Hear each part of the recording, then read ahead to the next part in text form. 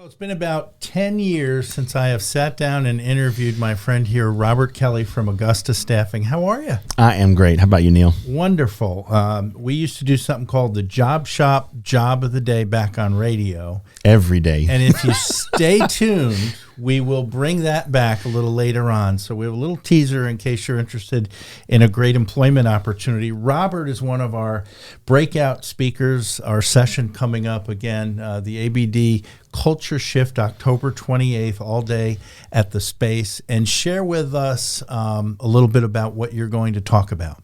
Well, in my breakout, I plan to speak on, we're talking about culture shift. The whole thing's built around the culture that we have in our corporations, our organizations. My take on this is the hiring aspect, of course, right?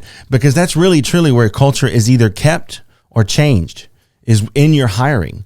And what I plan to talk about to either a new business owner, maybe you're just starting up your company, or those that have been in business for decades and maybe need to see a culture change, is how to interview and select based on trainable versus untrainable skill sets.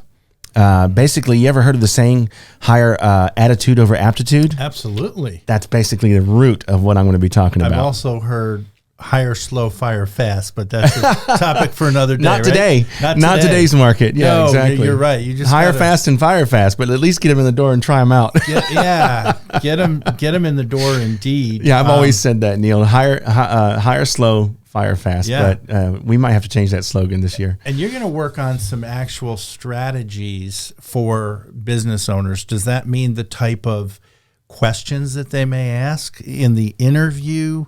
Or is it just more of the company foundation and what's important? No, it's definitely the questions, the type of questioning that you're going to have to ask in the interview to get to the root of those untrainable skills. Because I'm sure that we've all hired somebody that no matter what we poured into them, it never quite came to fruition to be what we expected them to be. And it was due to those untrainable skills, those soft skills. Really, it comes down to soft skills versus hard skills. Wow. Okay, so it just may be how they present themselves, how they speak. What are some of those untrainable skills? The untrainables are your sales aptitude. You can teach somebody a process, but if you're not a people person, or if you're not an extrovert in some way, you might have trouble and struggle in that field. Or, for example, a programming company, someone that writes code and writes apps for a living, right? If you can't speak to the customer in layman's terms and present the value proposition to them, but even though you're maybe the best coder that's on the team, if that's part of that job responsibility, we've got to teach how we can look for and select based on those untrainable skills, because we're going down a road we won't ever get to the end of the journey because that person is just not the person for the job. And I'm guessing if you make a mistake like this, how much can it set back a company? We're talking tens of thousands of dollars, and you don't have to have someone work for you that long. And I may even throw that part. Now that you asked that question, I've got a great worksheet that goes through what it costs to get someone through the door just to interview them. Right. Much less start paying them within their first 90 days, if you want to call a probationary period. Right. Which that might have been shortened these days due to the current climate. 9 days. But 9 days. 9 days of probation. Basically. So I might throw that in there because there is a significant cost of hiring the wrong type of people. What does it cost you and the rest of your team who has to sit with and work with this person who is not a fit for the culture that you're trying to build? Yeah, boy, that's going to be like a cancer, not to make light of a serious disease, but some people say that can be the case. Well, we're continuing to chat with Robert Kelly, one of the vice presidents of Augusta Staffing and Job Shop, augustastaffing.com. Our website, if you'd like to look up when Robert will be speaking, if this is pertinent to what's going on in your company, is abdexpo.com. Boy, you've been on the front line since March 2020, dealing kind of with the roller coaster, if you will. Is it now an employer's market, an employee's market? What would you say we're at? Let me tell you, brother, employees hold all the cards. Really? They have their selection I tell people that, these young kids that are just getting started in their search, I'm like, listen, go out inside your door, throw a rock, and you'll find a help wanted sign. Okay. Wow. But basically, I said, you get to choose now. So you choose where you want to go. Be purposeful and with intent on what you want to do. Don't just get a job just to get a job, get a paycheck. You have time and the freedom right now to think about what you want to do. So it's definitely an employee's market.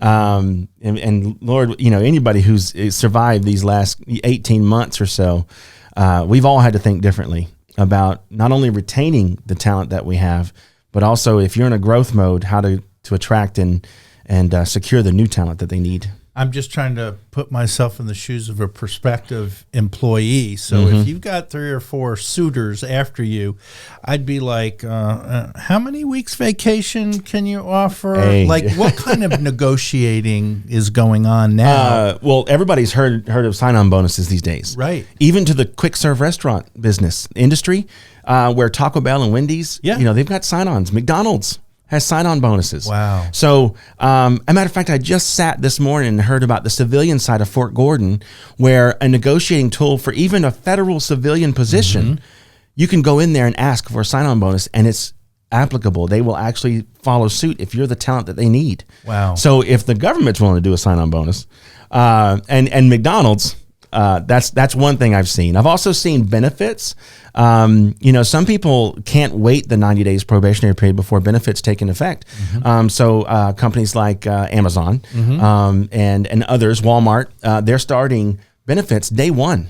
Wow. And that's a little bit more of an expense in the beginning for a new employee, but it's just something they have to play right now. I just always thought that was like an insurance company mandate that you got to get you processed and get everything enrolled, but it's not. It's really it can be day one. Wow.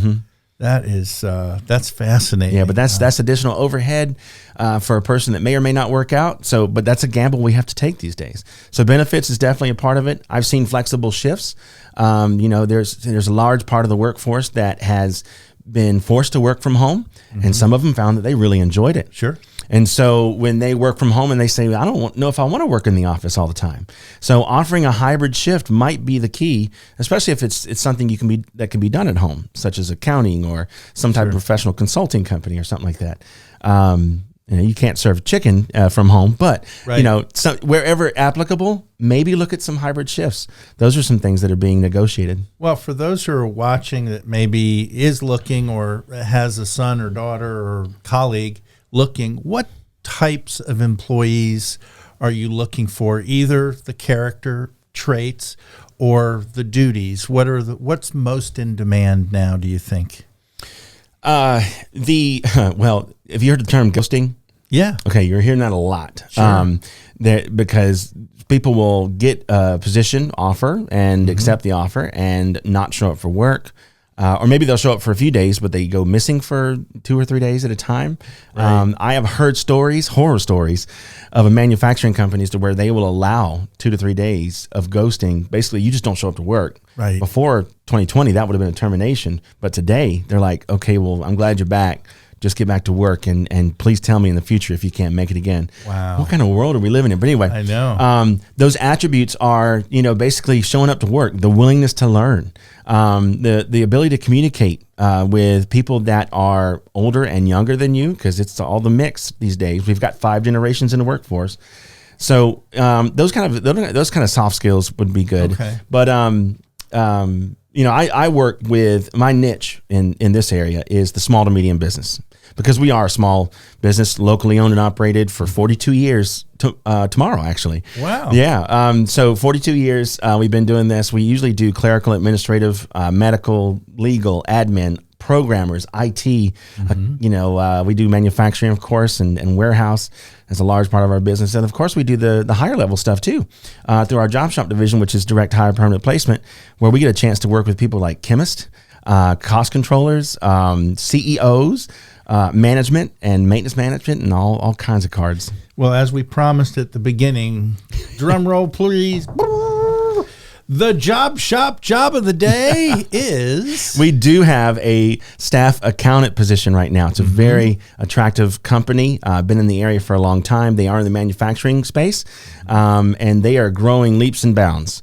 And they need someone to come in with some type of a cost control experience. They use an SAP system. So if you're interested, it's paying anywhere from like 60 to 70K to get started. So maybe if you're just recently graduated within the last 4 to 5 years with a little bit of experience under your belt at a high finance level, I'd love to talk to you. Excellent. You can speak to Robert or there's another gentleman named Isaac around. Looks just like me. Exactly. Yeah. And then our job shop manager, her name is Jessica Ramp. Okay. Firecracker. If you've never talked to her, please call her just to get that personality on the phone. But she's the one submitting the resume. So call myself, Isaac, Jessica, any of us. Give us a ring. Outstanding. And all the information is up on the screen. And once again, please register. Buy a ticket to our Culture Shift conference. Robert, one of the breakout session speakers, hiring strategies to create or maintain desired company culture at abdexpo.com. So great to see you, my friend. All right. All right. Thank you. Care. Thanks for having me.